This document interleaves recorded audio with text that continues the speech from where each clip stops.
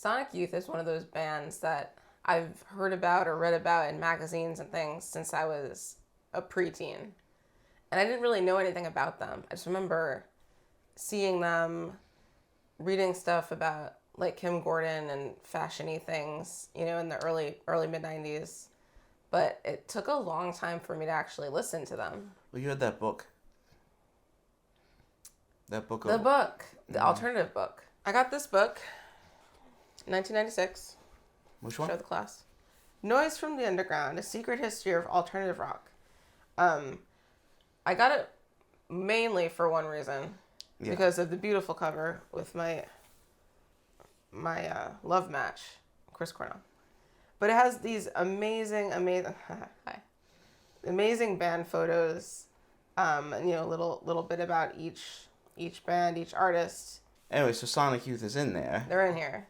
Among a lot of other groups. A lot of bands. Yeah, it was actually kind of important that this thing. Yeah, it's a great book, great looking book. It's kind of like with Dinosaur Jr. I mean, those were names that you heard, but they weren't on the radio, so you really saw videos. Them just a tiny little bit. Didn't see any videos. You know, we were both like just a little bit too young. And then, you know, like for their early 90s albums, and then that was as mainstream as they got at that point. And then, you know, so by the time I found them, really, I don't know, it was just Velvet Underground and all the New York kind of bands that, and I got Evol, Daydream Nation, and I loved Evol. I still do. That's still a real favorite of mine. But it's funny, at the time, they were doing this, and I didn't listen to this. I was listening to Jim O'Rourke, though, which is weird. But it's just kind of funny, you know, how different the time is. Like, you know, there are no recommendations. It's not like Spotify where it's like fans that like this, and you just go there and you can go through it. You had to do the work. So I somehow was listening to Sonic Youth, older Sonic Youth. Mm-hmm. The confusion is sex and kill your idols and Evil and even some of like Jim O'Rourke's stuff, and just blissfully completely unaware that they were still putting out records, and nobody told me. Just wasn't paying attention. Sonic Youth had such an amazing career, and you know, each decade brought really very different things. Mm-hmm. But I really, when started listening to their last 4 records, mm-hmm. I really just was amazed at how great they are, and I really genuinely love them. Mm-hmm. You know. Yeah. And it is, you know, it's pretty extraordinary, and it is of course a shame that you know, infidelity. Oh. I don't have to talk about Lee Ronaldo now.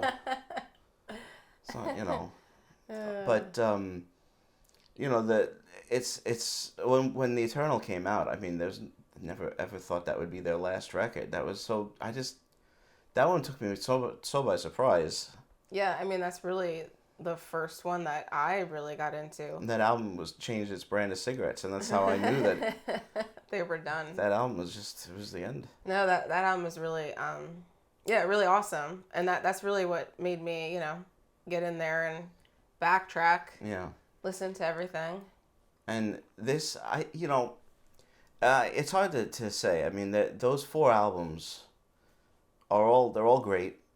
They definitely share qualities. They are more, I would say, more mainstream than their 90s record, at least the second half of the 90s. Maybe a little less noisy. Yeah, just well, a little more. I don't know, you like 1,000 Leaves, and, you know, but they're definitely more rock than that. More straightforward rock music. And I do think you hear the influence of Jim O'Rourke, there's no question. On this one, immediately, it's so dynamic.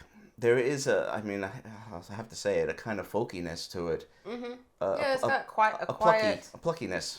It's got a quiet assurance. This is making me nervous. I really don't want to hold this anymore. The highs are high and the lows are low. You know, it's a very dynamic album. The quiet parts, and there are a lot of quiet parts, are very quiet. Yes. The loud parts are very loud. Yeah, there is it's an album of extremes. Beautiful consonance and dissonance, and You know, it really is. I think as great as they were, I feel like this is their final form. They're not like a boss or anything, but their final form here is to me perhaps their greatest. I think. Yeah, I love it. I think it works so well. Yeah, they The had the figured it songs all are just out. so many of the songs on this album are just so like they build up and they sort of like flower, and there are, like you said, like those really quiet, drawn out parts, and there's a lot. I mean, just the actual songs themselves are just absolutely beautiful. You know, I mean, just really lovely melodies, and Yeah. just I just love listening to. I always to this like album. Thurston's melodies. He really had a great talent for writing, you know, catchy, very very pretty melodies. You know, very pentatonic a lot of the time. You know, and Hi, have dramatic. an old sound to them. I suppose I'll use the underrated word. I'll say Thurston Moore is an underrated songwriter singer. He's not rated. Well, he is. I mean, he's known. I always enjoy his singing. I always enjoy. I mean, early on, I feel like he could have sung even more. I agree. I don't really need Kim Gordon singing.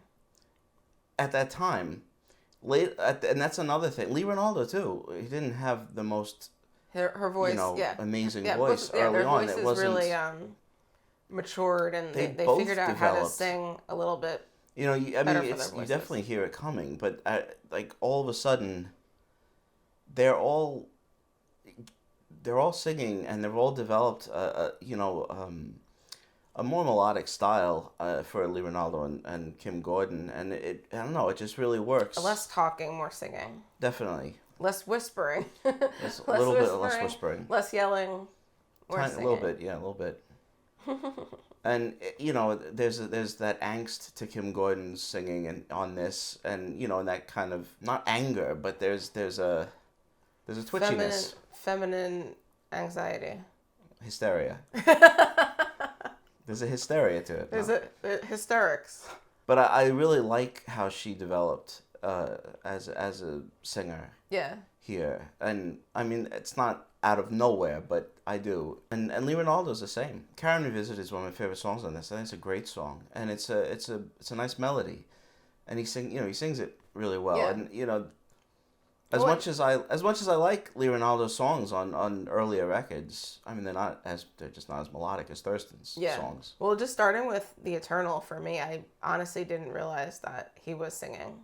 Yeah. It took me a little while to There are- realize yeah, that there- there were two male And voices early on, there. that doesn't happen. It's not. Yeah, it's more obvious. I mean, the guitars, you know, obviously with Sonic Youth, the guitars are just Yeah, awesome. wonderful. It's such I don't know, I was going to say delightful, but Delightful. that's something like an 80-year-old woman would say. It's such a delight. But it's a it real is. hootenanny. It is. It just feels like you're being pleasantly kind of like bounced around, and it's wonderful. Rain on Tin is one of your favorite Rain songs. on Tin, I love. It's so perfect and dynamic, and I love that like break in the middle. I just think it's just such an awesome evocative song. That is the thing about Sonic Youth. You know, if you read about them, know about them, you know that they started out like in the East Village, Lower East Side kind of areas, and you know, there is a real New York.